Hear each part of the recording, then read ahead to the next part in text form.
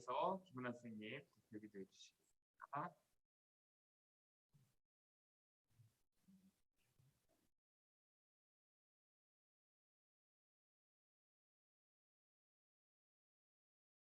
하나님 아버지 감사합니다. 우리 오늘도 이렇게 귀한 날 주일 전에 저희를 불러주시고 주님을 예배하게 하시니 감사합니다. 저희의 마음을 열어주시고 기쁨과 감사로 예배할 수 있도록 도와주시옵소서. 메마른 저희의 심령을 어루만져 주시고 주님의 은혜로 촉촉히 적셔지는 귀한 시간 되게 하여 주옵소서. 코로나로 인하여 치료받고 있는 선생님들과 친구들이 있습니다.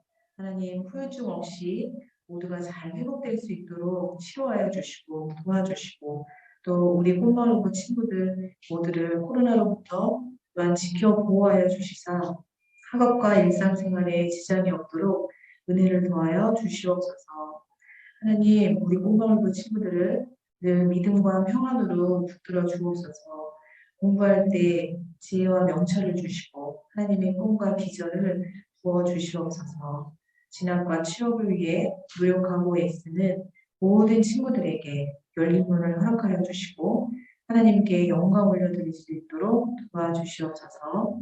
말씀과 기도로 승리하게 하시고 믿음으로 예배의 자리를 지킬 수 있도록 인도하여 주옵소서. 오늘도 요한계시록 말씀을 전하시는 목사님을 능력의 손으로 붙들어 주옵시고 성령 충만하게 하여 주옵소서.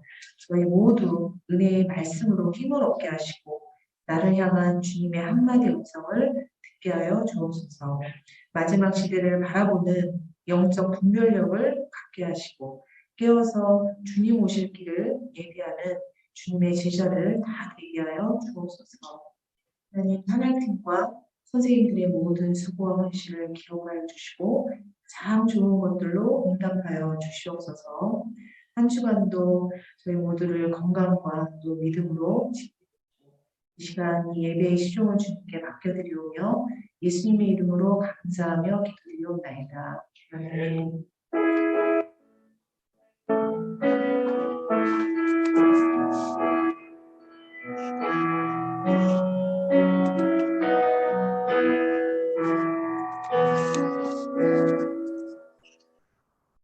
오늘 우리에게 주신 하나님 말씀은 요한계시록 1장 5절 하반절부터 16절까지 말씀 우리 보도록 하겠습니다. 요한계시록 1장 5절 하반절부터 16절까지 말씀 우리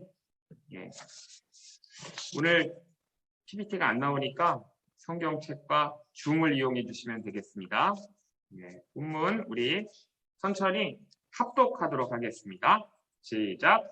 우리를 사랑하사 그의 피로 우리 죄에서 우리를 해방하시고 그의 아버지 하나님을 위하여 우리를 나라와 제사장으로 삼으신 그에게 영광과 능력이 세세토록 있기를 원하노라. 아멘.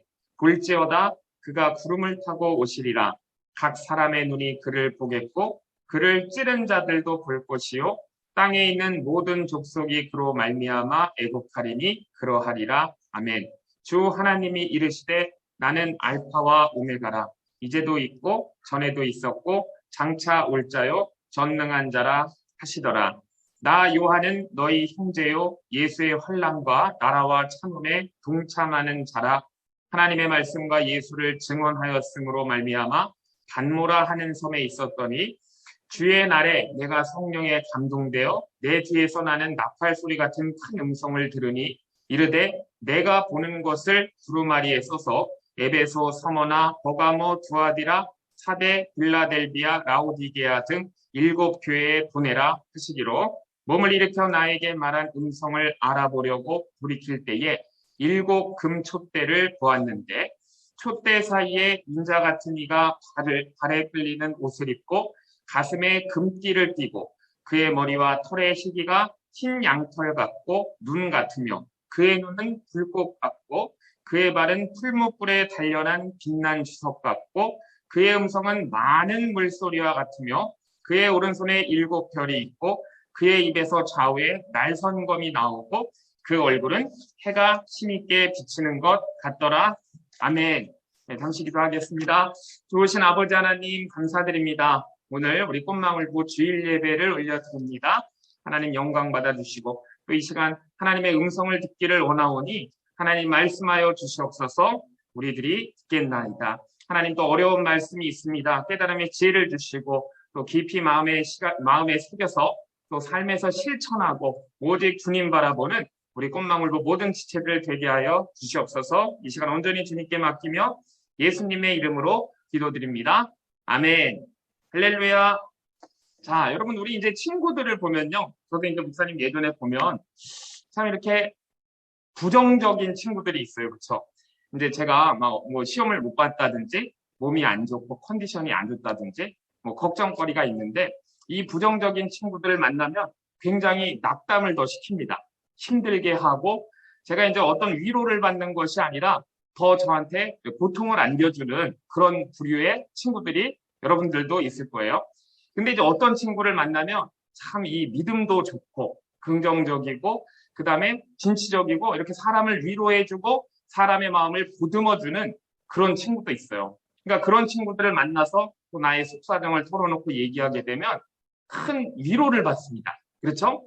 자, 이렇게 하물며 우리가 인간에게도 큰 위로를 받고 이렇게 힘을 얻는데 하물며 우리 예수님으로부터 받는 우리의 위로가 얼마나 클 것인가.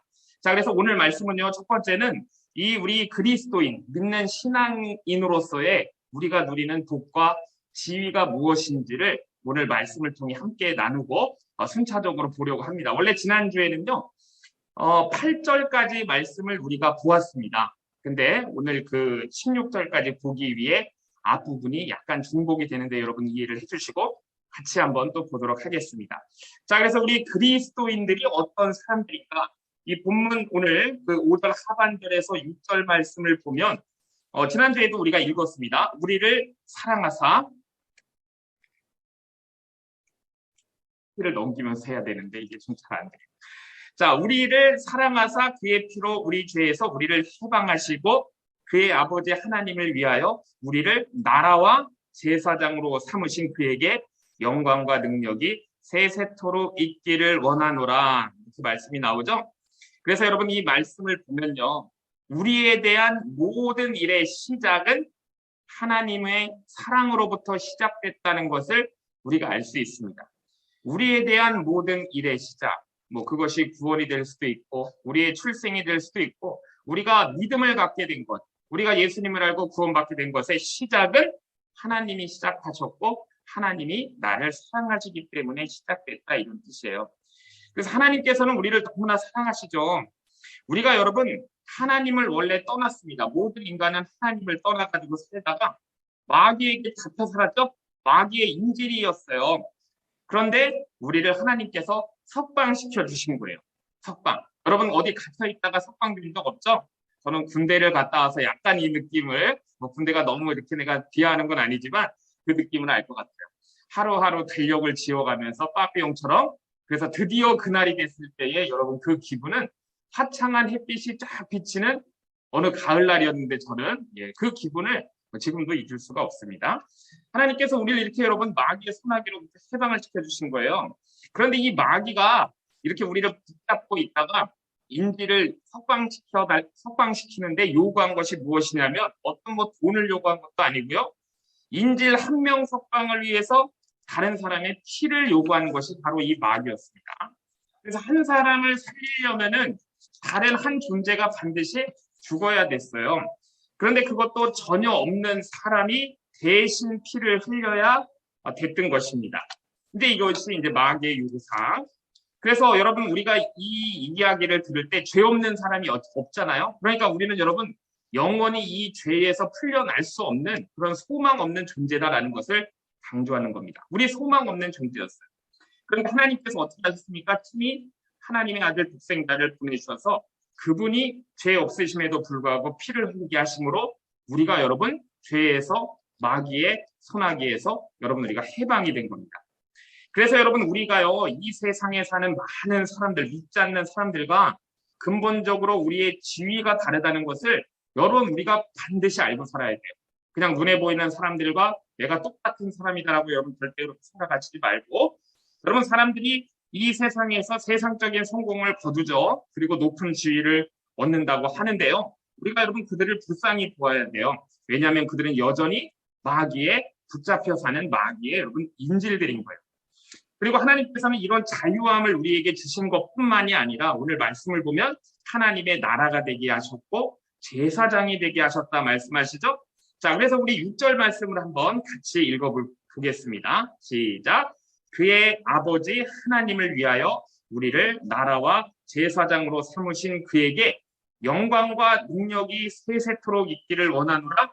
아멘. 근데 지난주에도 우리가 잠깐 살펴봤지만 나라로 삼으셨다는 것은 우리가 하나님의 백성이 되었다는 거예요. 나라로 삼으셨다. 하나님의 나라가 되게 하셨다. 그럼 우리가 그 나라의 백성이 된 거예요. 하나님의 백성이 되고 하나님 나라에 우리가 시민권을 가진 자들이 됐다는 겁니다. 이게 여러분 우리를 나라 삼으셨다는 거예요.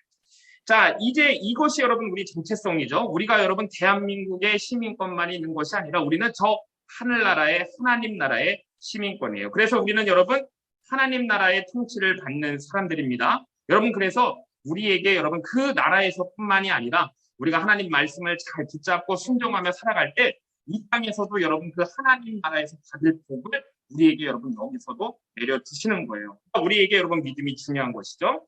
자, 그래서 하나님 나라가 된 우리에게 주시는 복이 무엇인가? 일단 대략적으로 한 두 가지 말씀드릴 수 있는데 첫 번째는요. 하나님의 통치에 의한 우리가 복을 받게 돼요. 하나님은요. 당신의 백성을 무엇으로 통치하십니까? 우리를 말씀으로 통치하세요. 여러분 하나님은 우리를 무엇으로 통치하신다고요? 말씀으로. 그래서 하나님께서는 하나님의 말씀을 깨닫고 스스로 순종하는 것, 막 강제적인 것이 아니라 우리가 정말 스스로 하나님의 말씀을 순종하는 길을 정말 원하세요. 그래서 하나님의 말씀을 그렇게 붙들고 순종하는 자에게는요, 영적인 부흥을 일으켜 주십니다. 그래서 이 세상에서도 하나님 나라를 위해 헌신할 수 있도록요, 이 세상에서도 여러분 모든 복을 주시는 거예요. 그걸 여러분 구약에서 뭐라 그래요? 하늘에 신령한 복과 땅에 기름진 복을 주신다 말씀하시는 거죠. 이 땅에서도 여러분 하나님의 일을 하도록 복을 주세요. 저는 여러분들이 하늘의 신령한 복과 땅의 기름진 복을 정말 하나님께 다 받아서 이 땅에서도 하나님의 일에 헌신하기를 정말로 주님의 이름으로 여러분 축복해요. 자, 다른 하나는 뭐냐면요. 하나님께서 우리를 제사장 삼으셨잖아요. 그렇죠? 여러분 그래서 우리가 구약 성경을 좀 읽어보면 이 제사장의 업무가 무엇인지 여러분 우리가 알 수가 있죠. 제사장은요. 하나님과 가장 가까운 곳에 서 있는 사람이에요. 근데 하나님과 가장 가까운 곳에 서 있는 사람인데 왜 가까이 서 있느냐? 다른 인간들, 다른 사람들의 죄 문제를 해결하고 중보하고 기도하는 역할을 하는 사람이 바로 제사장의 업무였어요. 하나님과 인간 사이의 관계를 화목해 하는 일을 하는 사람이 여러분 뭡니까? 제사장이에요. 그러니까 여러분 우리를 제사장 삼으셨다는 것은 그냥 너만 구원받고 나만 구원받고 너 복받아서 잘 되라 이런 게 아니시죠? 우리를 제사장 삼으셨다는 것은요. 여러분 우리가 이 세상에 있는 많은 사람을 위해서 중보하고 기도해서 그들도 구원받게 하라는 이렇게 중차대한 사명을 여러분 우리에게 주신 거예요. 여러분 아무리 어린 사람도 이 사명을 받았습니다. 아무리 나이가 들었어도 이 사명은 여러분 변하지가 않는 거예요. 여러분 또 인간들이 이 세상에서 모든 재앙들이 많이 있는데 여러분 이것은 죄로 인한 재앙들이에요. 그래서 하나님의 진노의 심판 때문에 우리 인간들은 여러분 죄로 인해서 이렇게 괴롭힘을 당하는 것입니다. 그런데 여러분 세상 사람들은요. 인간의 도덕이나 윤리가 이 죄 문제를 다 해결할 수 있다 이렇게 얘기해요. 여러분 이제 교과서적인 얘기죠. 여러분들이 학교에서 배우는 교과서. 그렇지만 여러분 사실은 그 윤리나 도덕은요. 그냥 겉으로 드러나는 죄를 여러분 이렇게 잠시 가리우는 역할을 할 뿐이지 그 죄를 여러분 근본적으로 씻을 수 없는 것이 바로 인간의 윤리와 도덕이에요. 그렇기 때문에 하나님께서는 여러분 우리를 제사장을 삼으신 이유가 좀 전에도 말씀드렸지만은 세상에 많은 사람들이 예수님을 믿고 멸망당하지 않고 이 죄로부터 벗어나 영생을 얻기 위해 여러분 우리를 제사장 삼으신 겁니다. 할렐루야. 자, 그래서 이 제사장은요, 여러분 죄와 싸우는 사람이에요. 나는 마음대로 막 죄 지으면서 나는 그냥 죄를 막 이렇게 받아들이면서 다른 사람을 위해 중보하는 사람이 아니라 죄와 싸우는 사람입니다. 이 세상에 여러분 전염병이 지금 코로나처럼 이렇게 퍼지게 되면은 사람들이 많이 죽고 고통당하고 괴로워할 때 여러분 지금 방역당국, 의사나 여러분 간호사들은 그 질병과 싸우고 사람들을 살리는 일을 담당하잖아요. 자, 그런데 여러분 이 질병만 해도 이렇게 무서운데 정말 우리 인간에게 가장 무서운 것이 뭐냐면 여러분 전염병보다도 여러분 바로 죄인 거예요. 그래서 여러분 하나님의 백성은요 이렇게 죄와 싸워가지고 사람들을 살리는 그런 사명을 받은 사람들이 여러분 바로 제사장입니다. 자, 그리고 그 모든 능력은 우리에게서 나오는 것이 아니라 주님께 나오는 거예요. 자, 그래서 사도 요한은 6절에 이렇게 말씀하는 거죠. 그의 아버지 하나님을 위하여 우리를 나라와 제사장으로 삼으셨는데 그에게 모든 영광과 능력이 세세토록 있기를 원하노라라고 이렇게 주님을 찬송하고 있는 거예요. 자, 그래서 여러분 우리 7절 말씀 한번 같이 읽어볼까요? 자, 7절 말씀 한번 같이 읽어보겠습니다. 시작! 볼지어다 그가 구름을 타고 오시리라. 각 사람의 눈이 그를 보겠고 그를 찌른 자들도 볼 것이요 땅에 있는 모든 족속이 그로 말미암아 애곡하리니 그러하리라. 아멘. 자, 여러분 여기 이제 요한계시록은요 이렇게 이 세상이 최종적으로 어떻게 될 것인지를 이 계시록의 서두 부분에 시작하면서 1장에서 분명히 선포하고 시작한 거예요. 예수님께서 이 땅에 다시 오실 것이다. 그래서 세상의 모든 악의 세력을 다 심판하신다라고 이렇게 선언하는 것이죠. 여러분 우리가 인간의 역사를 통해 아는 사실이지만요. 마귀는요, 여러분 계속해서 악의 세력들을 등장시킵니다. 그렇죠? 악의 세력을 마귀는 계속 등장시켜서 여러분 온갖 나쁜 짓을 다 해요. 여러분 한때는 히틀러가 등장했죠. 그렇죠? 그래서 여러분 나쁜 짓을 많이 했고요. 또 일본 천황이 또 그런 짓을 했습니다.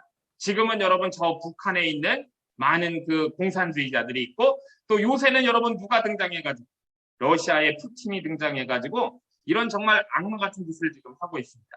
그러나 여러분 하나님께서는 우리가 낙심치 말라는 거예요. 주의 종들에게 정말 믿음과 능력을 주셔서 이런 악을 이기게 하시고 또 마지막 순간에는 예수님께서 친히 재림하셔가지고 이 모든 악의 세력을 다 부숴버리고 인류 역사를 주님이 마치실 것이다 라고 말씀하는 거예요.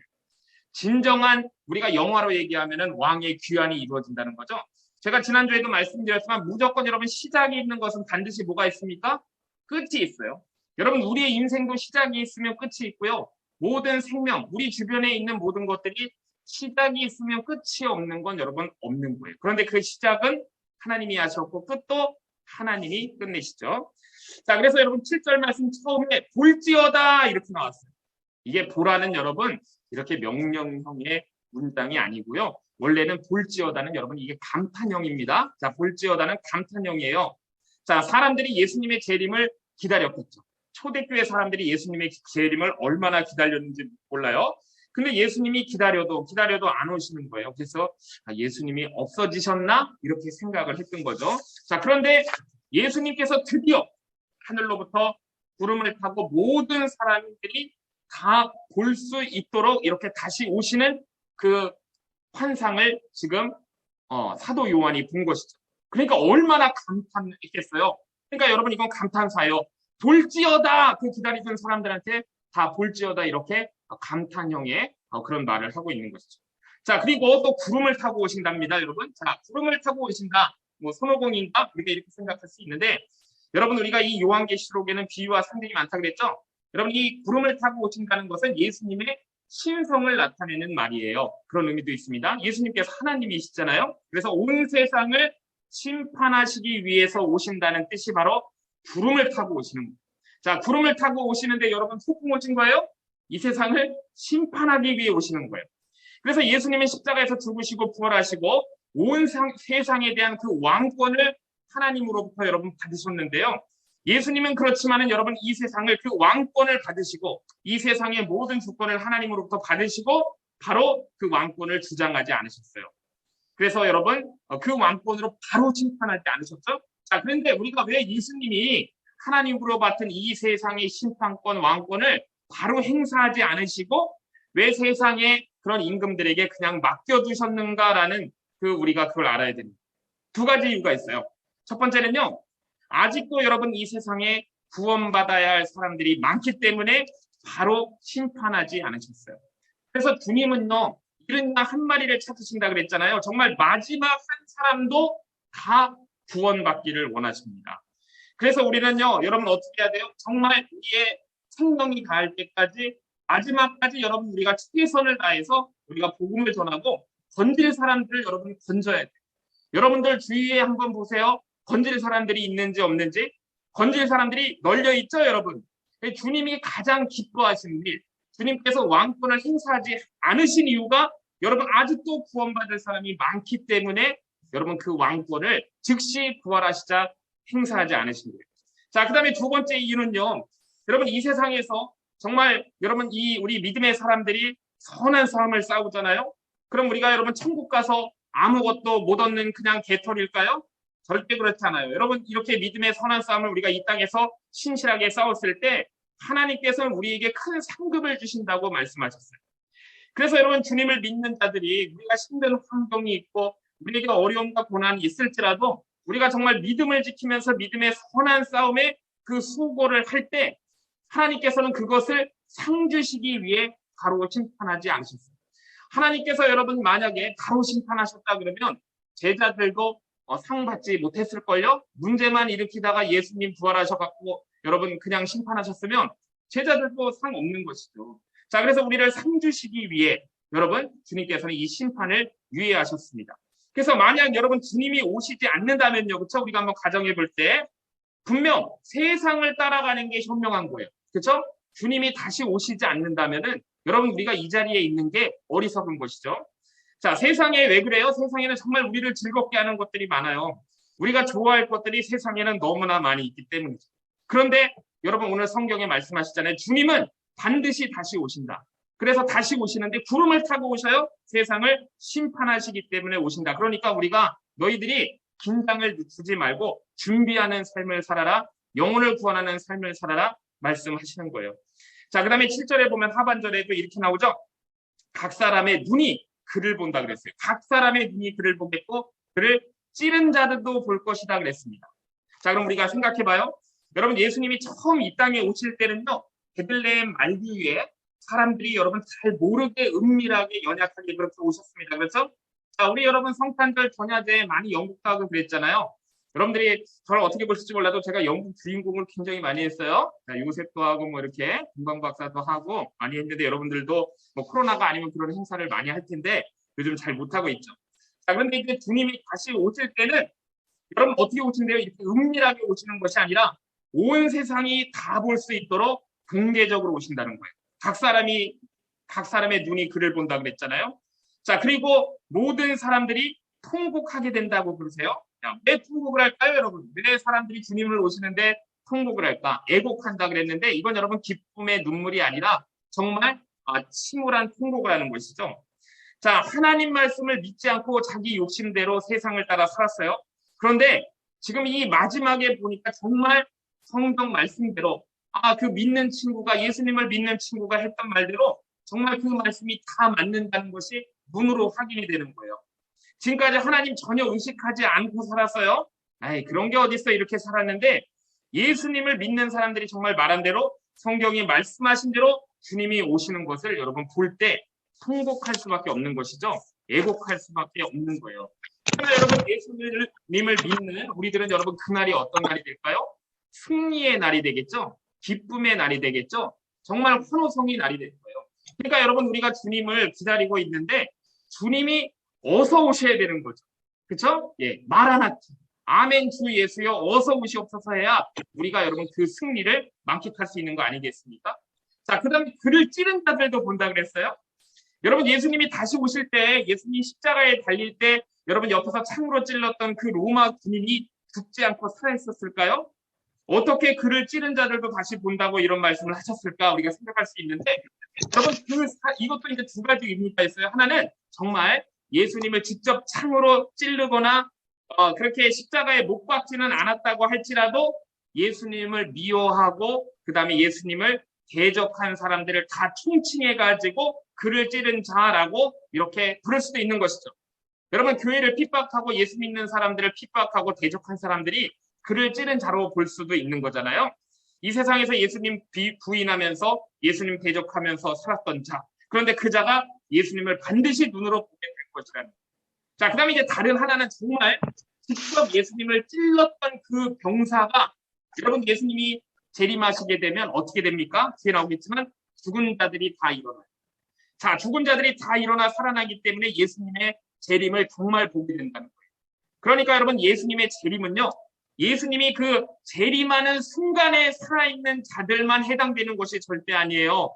여러분 지금 주님이 여러분 오늘 오신다. 그러면 오늘을 살고 있는 우리한테만 그 재림이 해당되는 것이 아니라 정말 이 세상에 한순간이라도 여러분 살았던 모든 사람은 예수님이 재림할 때 다 살아 일어나서 그 모습을 보게 된다라는. 자, 그렇기 때문에 여러분 중요한 게 뭡니까? 내가 예수님 재림하는 순간에 살아있느냐 죽어있느냐, 여러분 이게 중요한 게 아니에요. 하나님께서 우리에게 주신 시대가 있어요.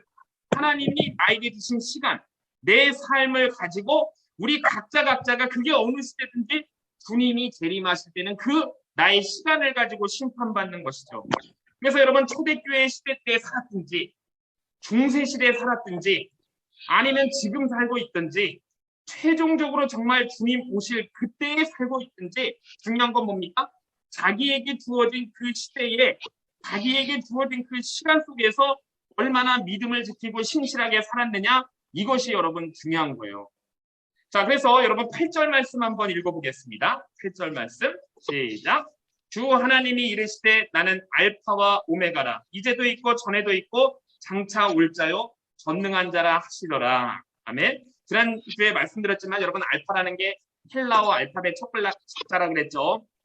그 다음에 오메가는 헬라어 알파벳 마지막 자라 그랬습니다. 그래서 하나님이 알파와 오메가시다라는 것은 모든 것을 이끄하시는 분이 하나님이시고 동시에 모든 역사를 끝내시는 분도 하나님이시다. 그래서 이것은 시작이 있으면 반드시 끝이 있다라는 것을 하나님께서 우리에게 정말 이 진리를 알라고 알려주신 거예요. 여러분 우리 인생에 시작이 있죠? 우리 인생에 반드시 끝이 있어요. 그런데 여러분 그 끝은 그냥 끝나는 것이 아니고 새로운 시작이 된다는 것을 여러분 우리가 꼭 기억해야 돼요. 그래서 여러분 하나님은요 모든 인간들에게 생명을 주셨고 여러분 그 인생들을 고쳐주시기도 하세요. 만져주시고. 그런데 결국 끝을 내시는 분도 하나님이시다. 그러므로 여러분 하나님은요 하나님의 뜻과 목적에 따라 살지 않은 인생들은 영원한 멸망의 지옥에 던지실 권한을 갖고 계신 분이에요. 하나님이 무슨 권한으로 저를 지옥에 넣으세요? 하나님이 시작하셨어요. 하나님이 중간에 우리를 고치시고 만져주시고 그 다음에 하나님이 끝을 내셔요. 그래서 하나님께서 우리를 지옥으로 천국으로 보내실 그 권한은 오직 하나님께 있는 것입니다. 그렇기 때문에 여러분 성경은 말씀하잖아요. 너희들이 무엇을 두려워해야 되느냐? 우리 인생들이 두려워할 것은 여러분 그 어느 것도 아니에요. 바로 누구세요? 하나님만 두려워해야 된다라고 성경은 말씀하고 있는 것이죠.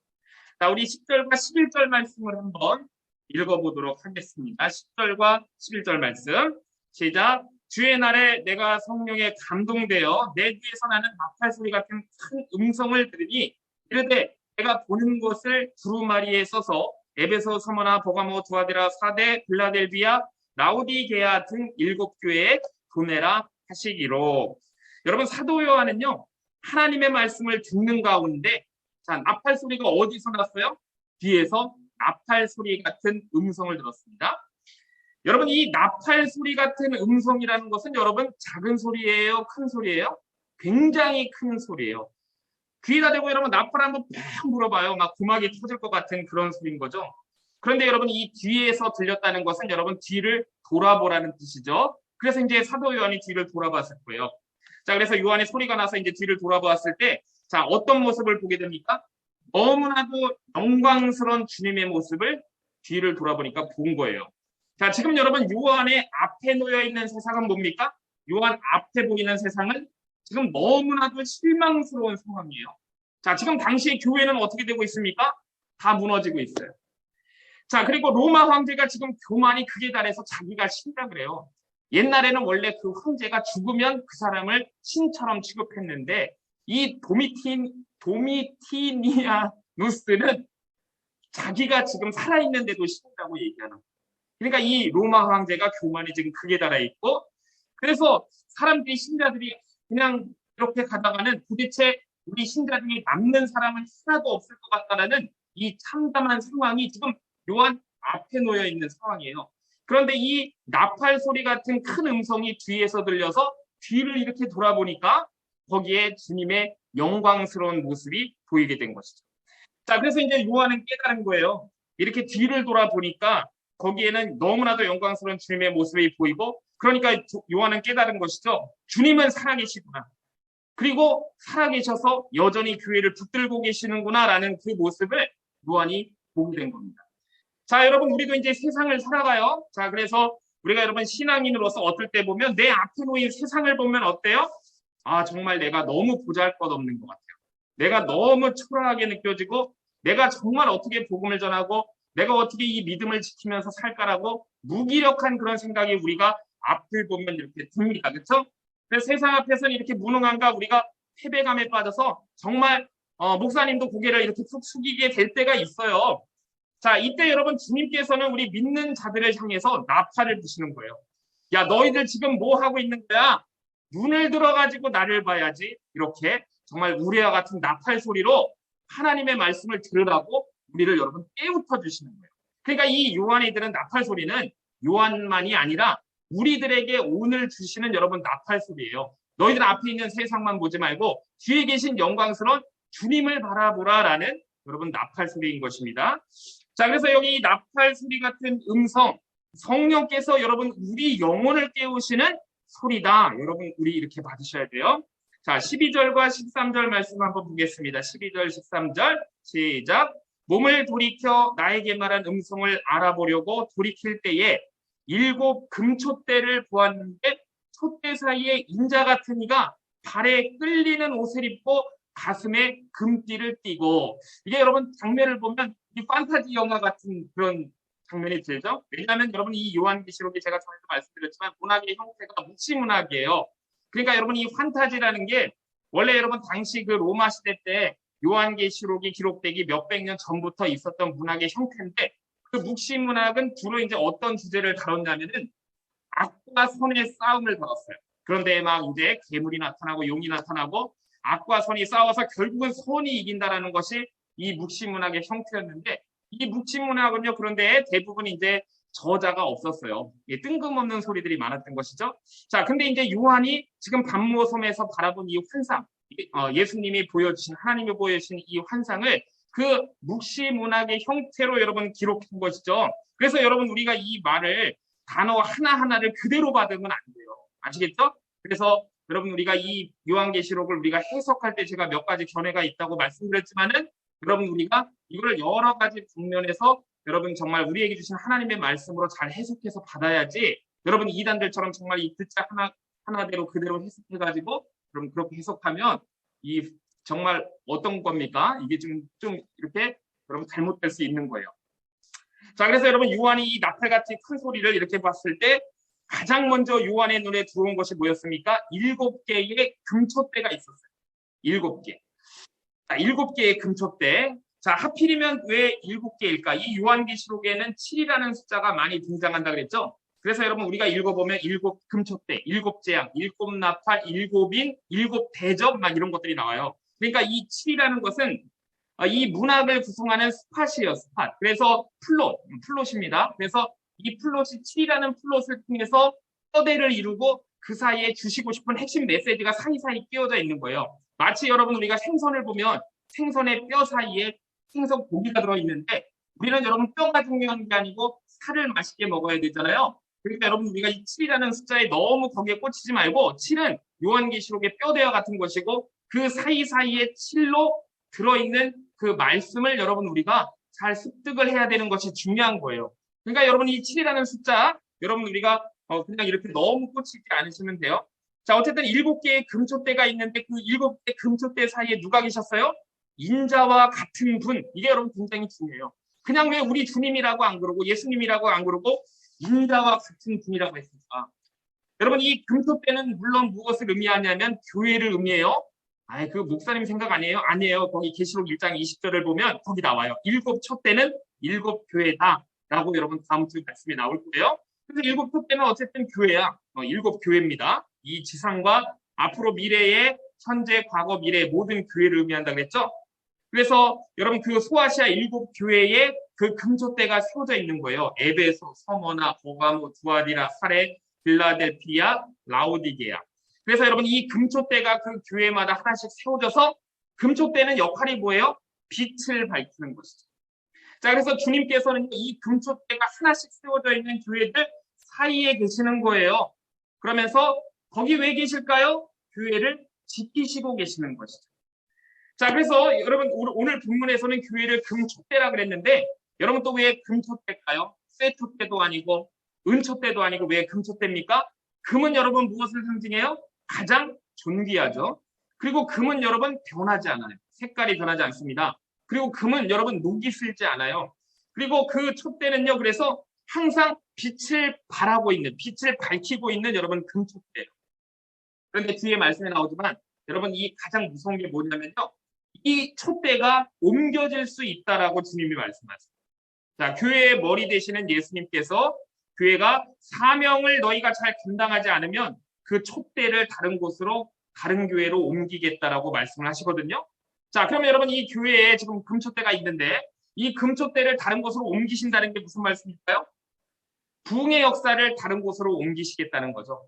교회가 너희의 사명을 제대로 감당하지 않으면 그 촛대를 다른 곳으로 옮기겠다는 것은 그 촛대를 빼앗긴 교회는 쇠퇴하게 되고 성령의 능력이 소멸되게 되는 것을 말씀하시는 거예요. 이게 무서운 것이죠. 자, 예수님은 우리 여러분 그리스도인들을 뭐라고 부르셨어요? 세상의 빛이라고 마태복음 5장에 나오잖아요. 너희는 빛이다. 너희는 소금이다. 우리 여러분 빛이에요. 빛. 이 세상에 여러분 지금 엄청난 학문의 발전이 있죠? 그래서 여러분들 정말 열심히 공부해야 힘들어요. 그리고 많은 기술의 혁신이 있죠? 예. 저는 뭐 근데 그렇게 보지 않아요. 여러분 이 자동차가 많이 발전한 것 같지만 기본적인 테크놀로지는 똑같은 거 아세요? 그렇죠? 예, 지금 날아다니는 자동차 없잖아요. 과거에 여러분 증기기관으로 가던 차나 여러분 지금 뭐 배터리, 전기 배터리로 가는 차나 뭐 사람들이 많이 발전했다 그러지만 기본적인 여러분 테크놀로지는 똑같은 거예요. 그러니까 여러분 그렇게 많이 발전하지 않았지만 어쨌든 혁신은 되고 있죠. 자, 그런데 이렇게 과학이 발전하고 학문이 발전하고 기술이 혁신됐는데 그럼에도 불구하고 여러분 이 세상은 여전히 예수님이 계실 때나 지금이나 어두운 거예요. 자, 무엇 때문에 그래요? 여러분 바로 죄 때문에 그런 것이죠. 그래서 여러분 이 세상의 죄를 물리치는 여러분 빛을 밝히는 곳이 어디여야 되는 거예요? 우리들이고 교회여야 되는 겁니다. 그래서 이 촛대가 정말 제 역할을 하면서 환하게 빛을 내는 촛대가 있는가 하면은 이게 불이 다 꺼져가요. 불이 꺼졌어요. 그래서 빛을 내지 않는 촛대도 여러분 있는 것이죠. 그래서 주님은 요한에게 말씀하시는 거예요. 내가 보는 것을 다 책에다 기록해라. 그래서 이 촛대를 바로 이 교회들에게 내가 본 것을 다 기록해서 교회들한테 보내라. 왜 보내라는 거예요? 다시 교회들이 빛을 발하라. 빛의 역할을 하라. 너희들이 세상에 주의 말씀을 전하고 세상이 구원받게 하라라는 주님의 강한 그런 명령이신 거죠.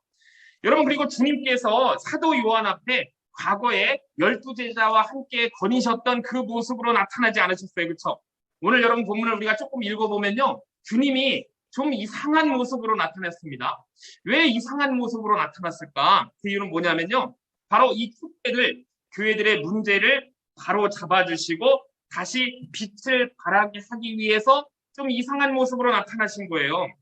좀 무서운 모습으로 나타나신 거예요. 그러니까 교회에 필요한 것이 주님의 말씀인데 그 빛을 세상에 발하야 하는데 지금 이 7교회들, 모든 교회들 중에 이 세상적인 것들이 막 교회에 들어와가지고 하나님의 말씀을 막고 있는 거죠. 그래서 촛대는 세워져 있는데 빛을 점점 잃어가면서 사명을 잃어가고 있어요. 그래서 주님은 교회가 다시 주님의 백성답게 빛을 발하기를 엄중하게 촉구하시는데 정말 사랑이 가득한 모습이 아니고 약간 무섭고 두려운 모습으로 나타나서 더 엄중하게 그렇게 말씀하시는 것을 지금 이렇게 표현이 되고 있는 것이죠. 자, 그래서 여러분 바다에 등대가 있잖아요. 여러분 등대 보셨어요? 여러분 등대가 왜 있을까요? 이렇게 얘기하면 안 돼요. 그 등대직이라는 일자리를 만들기 위해서 여러분 등대가 있는 걸까요? 절대 그런 것이 아니죠. 그러니까 여러분 제가 왜 이렇게 얘기해요? 이 교회가 왜 있어요? 저 같은 이 목사님들이 일할 일자리를 위해서 교회가 존재하는 거예요? 그런 게 아닌 거죠. 그렇죠? 여러분 이 등대의 본연의 역할과 기능은요. 이 주변에 있는 이 지나가는 배들이 암초, 바위에 부딪히지 않게 하기 위해서 등대가 있는 거예요. 일자리 만들려고 있는 게 아니고 뭐 경관을 눈치 있게 아름답게 하기 위해서 있는 게 절대 아니에요. 이 등대가 여러분 빛을 발하지 않으면 배들이 여러분 암초에 부딪혀요. 그렇죠? 그래서 깨져요. 그래서 사람들이 죽게 되는 것이죠. 그래서 등대는 이 배의 방향을 알려줘야 되고요. 그리고 이 바다가 폭풍우가 불지 않아도 잔잔한 것 같지만 바다에는 위험한 암초가 있다는 것을 여러분 경고해 주는 것이 뭡니까? 이게 여러분 등대예요. 지금 사람들의 생명을 지켜주는 역할을 하기 위해 존재하는 것이 등대잖아요. 등대. 그러니까 여러분 교회들을 무엇으로 비유한 겁니까? 촛불로 비유한 거. 금초대로 비유한 거. 빛을 발해야 된다는 것이죠. 이 세상이 여러분 지금 잔잔한 것 같아요. 별 문제 없는 것 같지만 여러분 위험한 암초들이 도사리고 있다는 것을 여러분 우리가 꼭 기억을 해야 되는 거예요. 자, 우리 13절에서 16절 말씀 한번 읽어보겠습니다. 13절, 16절이에요. 좀 길어요. 시작.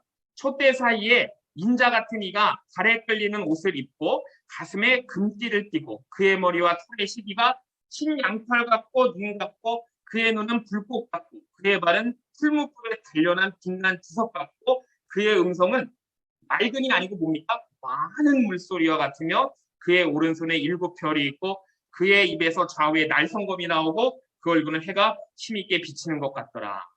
주님의 모습이 어때요, 여러분? 무섭죠? 그렇죠? 예, 무서운 모습이에요. 예수님의 모습이 좀 자연스럽지가 않네요. 그렇죠? 그러나 여기에 나오는 말씀 하나하나는 여러분 정말 중요한 의미가 있어요. 여러분 우리가 그래서 이 말씀 오늘 잘 봐야 되는데 먼저 요한이 본 예수님의 모습은요. 대단히 영광스러운 모습이고 거룩한 모습이고 두려운 모습이었어요. 그렇지만 요한은 여러분 처음에 그런 말을 넣었죠. 인자 같은이라고 했어요. 인자 같은. 여러분 인자 같다. 예수님께서 생전에 자신에 대해서 말씀하실 때 인자는 이렇게 표현하셨어요. 인자. 인자가 뭐예요? 사람의 아들이잖아요. 그렇죠? 인자는. 그래서 여러분 이 표현은 여러분 무엇을 의미하는 것이냐면 예수님께서 사람으로 오셔가지고 일찍이 고난을 당하셨다라는 뜻이에요. 그러니까 인자 같은이라는 것은 예수님께서 사람으로 오셔서 이 세상에서 우리를 위해 고난당하신 분 이런 뜻이에요. 예수님은 여러분 하나님의 아들이시면서도 사람이 되셨잖아요. 우리를 위해 십자가에서 죽음의 그 고난을 당하셨잖아요. 그래서 예수님은요 그 고난의 흔적을 영원히 가지고 계세요. 그 고난의 흔적을. 그렇기 때문에 예수님은 영광스러운 모습이지만 한편으로는 우리를 위해 고난받으신 그 흔적을 갖고 계시는 분이세요. 그게 바로 인자 같은 이에요. 자, 그래서 바로 이 예수님이 갖고 계신 고난의 흔적 때문에 여러분 예수님과 우리가 남남이 아닌 거예요. 예수님이 나를 위해 피를 흘리셨는데 고난받으셨는데 어떻게 예수님과 우리가 남남이겠어요. 그래서 인자 같으니 여러분 예수님의 그 흔적, 고난의 흔적 때문에 우리가 주님과 연합이 될 수 있는 거예요. 하나 될 수 있는 것이고 우리가 그 주님의 십자가를 붙들고 강구할 수 있는 거예요. 그래서 예수님과 절대로 떨어질 수 없는 것입니다. 바로 예수님이 갖고 계신 고난의 흔적, 예수님은 인자 같은 분이시기 때문이에요. 여러분 요한은 또 이제 어딜 봅니까? 주님의 옷을 봤어요. 여러분 사람과 대할 때 여러분들은 어딜 보세요? 눈을 봐야죠. 근데 이제 우리가 보통 어딜 봅니까? 헤어스타일도 보고 뭐 이렇게 몸도 보고 옷도 보고 신발도 보고 야 명품을 가졌나 안 가졌나 이렇게 보잖아요. 근데 요한이 지금 주님의 옷을 봤네요. 그렇죠? 네. 그리고 옷을 보니까 주님이 입으신 옷이 어떤 옷이에요? 발에 끌리는 옷입니다. 자, 여러분 이 발에 끌리는 옷을 입으시고 가슴에 금띠를 띠셨어요. 네. 자, 그럼 여러분 이 발에 끌리는 옷은 무엇을 나타냅니까? 사람의 권위를 나타내는 거예요. 그러니까 이게 발에 끌리는 옷을 입는 사람들은 보통 이렇게 종교적인 사람들이고 재판장들이 입는 옷이에요. 자, 그럼 예수님이 왜 발에 끌리는 옷을 입고 나타나셨을까? 예수님은 재판장이었어요. 그래서 여러분 이 구약 시대에도 제사장들이 발에 끌리는 옷을 입었습니다. 그리고 여러분 오늘날 유럽에서도 여러분 이제 과거의 유럽에서도 가운을 입는 사람들이 있었죠? 가운. 오늘날 우리도 이 가운을 입는 분들이 있는데 재판장이 가운을 입었어요. 그리고 성직자들이 가운을 입었고 그리고 교수들도 유럽에서는 가운을 입었습니다. 왜 가운을 입었죠? 이 가운이 의미하는 것이 뭐예요? 이 가운을 입고 말할 때는요. 이 말하는 것이 사적인 발언이 아니라는 거예요. 공인으로서 발언한다라는 그런 의미입니다. 그래서 이제 담임 목사님도 대예배 설교하실 때 가운을 입으시잖아요. 그 가운을 입는 이유가 뭐예요? 멋있으라고? 그것이 아니고 여러분 사적인 견해가 아니라 지금 하나님의 말씀을 대언하고 있다라는 그런 상징적인 의미가 있는 것입니다. 자, 그래서 여러분 요한은요 또 예수님이 이 금띠를 두르신 예수님을 보았는데 이 가슴에 두른 금띠는 여러분 그 예수님의 신분이 대단히 영광스러움을 뜻하는 거예요. 예수님은 그냥 단순한 제사장이나 어떤 재판장이 아니라 정말 최고의 권위를 가진 하나님의 대제사장임을 나타내는 것이 이 예수님이 두르신 금띠입니다.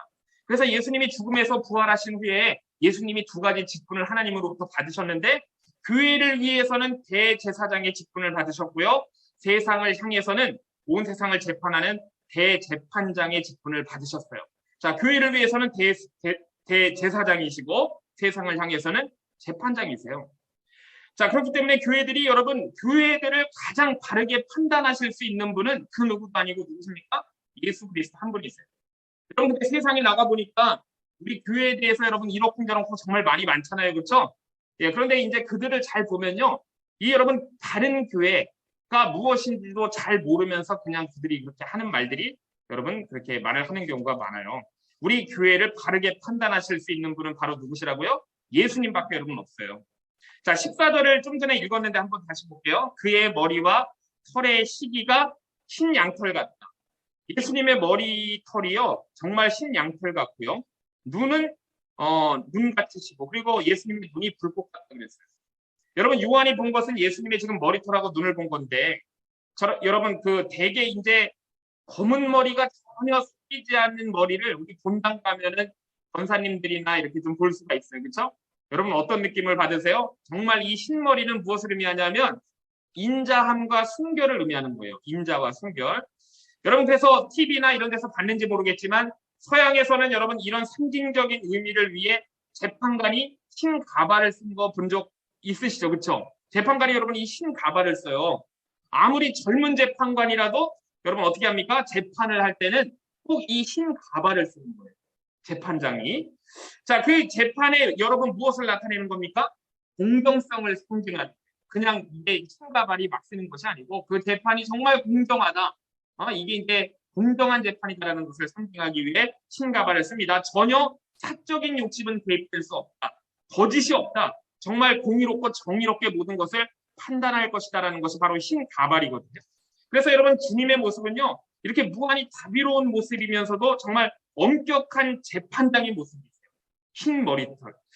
자, 이건 여러분 왜 이렇게 나타나셨습니까? 교회가 정말 하나님의 말씀대로 지금 하지 않고 있는 것이죠. 그러니까 하나님께서 경고하시는 거예요. 하나님의 말씀대로 하지 않으면 너희들 교회도 심판받는다라는 그런 의미가 있는 것입니다. 정말 주님은 생명을 다 주시기까지 정말 우리 교회를 사랑하고 아끼세요. 그래서 예수님이 돌아가시면서 이 교회가 생긴 거잖아요. 그런데 우리 여러분 교회들이 하는 행위를 정말 공의롭고 엄중하고 사심 없이 재판하신다는 거예요. 엄하게 추궁하신다. 자, 그리고 주님은 또 불꽃 같은 눈동자라 그랬는데 여러분 이 불꽃 같은 눈이라는 건 뭘 의미하는 거죠? 사람의 마음속을 꿰뚫어 보신다는 거예요. 자, 그러니까 주님 앞에는 여러분 무엇이 결코 통하지 않는다? 거짓은 결코 통할 수가 없다라는 것입니다. 자, 그럼 이제 세 번째 마지막으로 예수님은 요한은 주님의 발을 봤어요. 자, 그런데 이 주님의 발이 원래 어때야 됩니까? 십자가에 못 박혀, 대마옥이 박혀가지고 이렇게 상처가 있는 발이어야 되는데 요한이 본 예수님의 발은 어떤 발이었어요? 번쩍번쩍 빛나는 이 금속 부석과 같은 그런 발이었습니다. 여러분 이제 군화를 안 신어보셔서 모를 텐데 저는 이제 군대 가서 군화를 신었어요.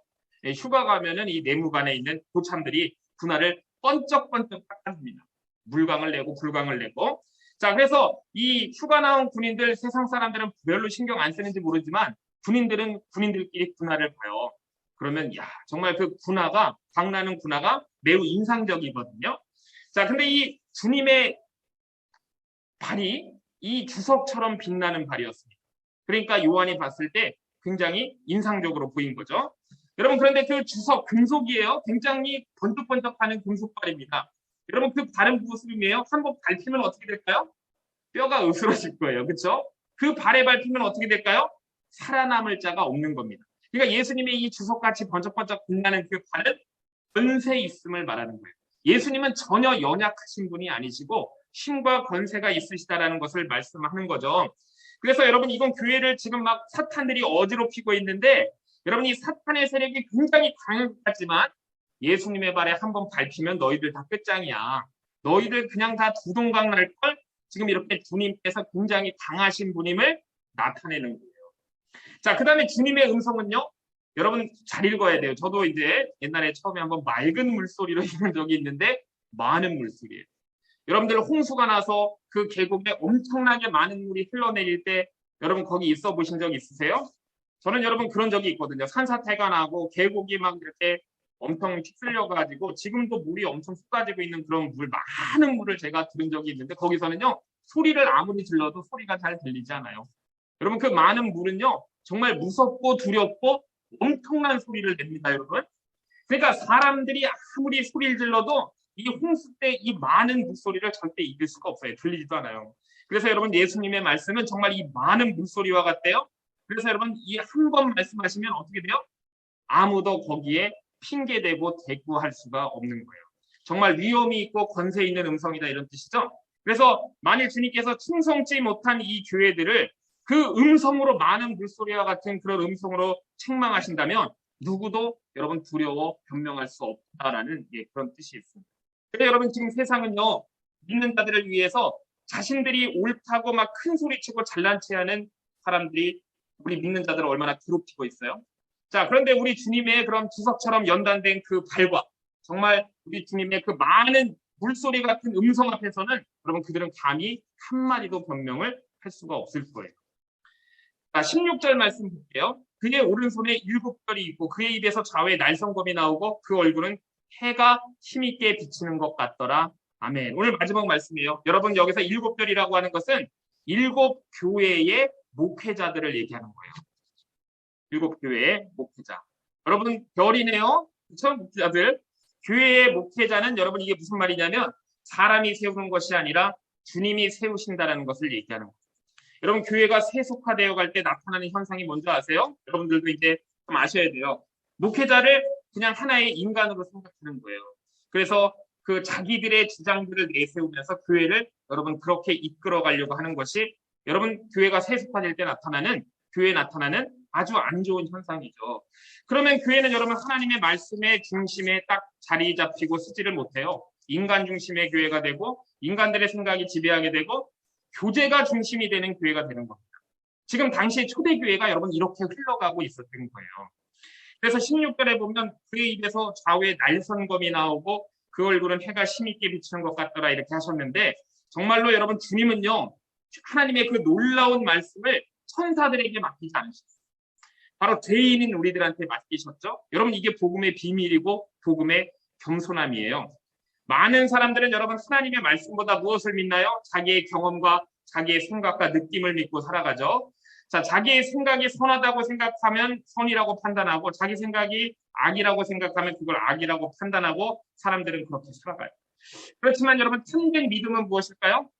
말씀 앞에 내 자신을 내려놓는 거예요. 하나님의 말씀 앞에. 말씀에 비추어서 내 영혼을 쪼개는 거예요. 그래서 내 안에 있는 온갖 더러운 것들을 다 그 말씀 앞에 드러내고 고백해서 말씀으로 치료받는 것이 여러분 참된 믿음인 것입니다. 자, 그래서 사도 요한은 그의 입에서 좌우에 날선 검이 나온다고 했어요. 이 검은 무엇을 의미할까요? 말씀이에요. 그리고 그 얼굴은 해가 힘있게 비치는 것 같더라 그랬는데 여러분 이건 뭐냐면 이 교회에서 선포되는 말씀의 능력을 나타내는 거예요. 여러분 우리 교회에서도 오늘 주일이니까 말씀이 선포되고 있는데 여러분 하나님의 말씀은 좌우에 날선 예리한 검과 같다라고 신들서에도 나오잖아요. 그래서 관절과 골수와 모든 것을 다 쪼갠다고 그랬잖아요. 그래서 썩은 것들은 어떻게 돼요? 말씀이 들어가면 우리의 썩은 것들은 다 잘라내고요. 새롭게 고치시고요. 새살이 돋게 해서 여러분 새롭게 하세요.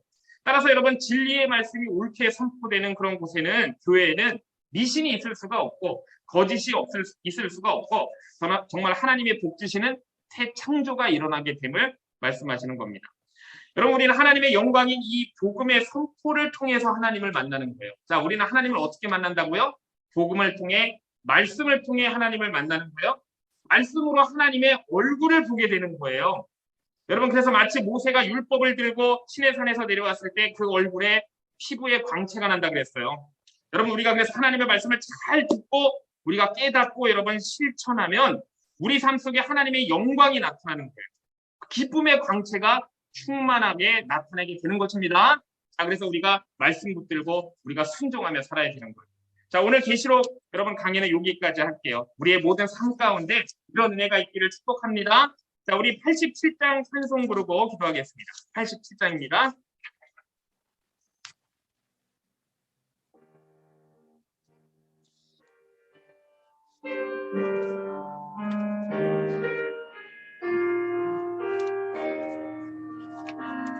내 주님 입으신 그 옷은 참 아름다워라. 그 향기 내 맘에 사무쳐 내 기쁨 되도다. 쉬운 성보다 더 찬란한 저 천성 떠나서 이 세상 오신 예수님 참 내 구세주. 내 주는 쓰라린 고통을 다 견디셔